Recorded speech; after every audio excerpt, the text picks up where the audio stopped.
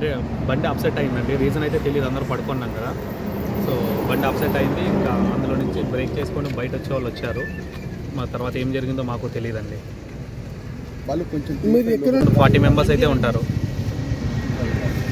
మీతో పాటు వేరే వాళ్ళకి ఇంజూరీస్ అయినాయి. నేను ఇమ్రాన్ అని నాతో పాటు చిత్తూరు అబ్బాయి అనమాట. ఆ అబ్బాయి కూడా లెఫ్ట్ హ్యాండ్ షోల్డర్ బ్రేక్ అయింది. అది మేము కాపాడే ప్రయత్నం చేసినాం కానీ ఒక లేడీ మంటల్లో ఫైర్ అయిపోయి చనిపోయింది. ఇంకా దెబ్బలు తగిలిన వల్లనే మా అంబులెన్స్లో కర్నూలు షిఫ్ట్ చేసేసినాం. ఫైరింగ్ అని వచ్చి మంటల్ని అదుపు చేసేసినాం. Thank you.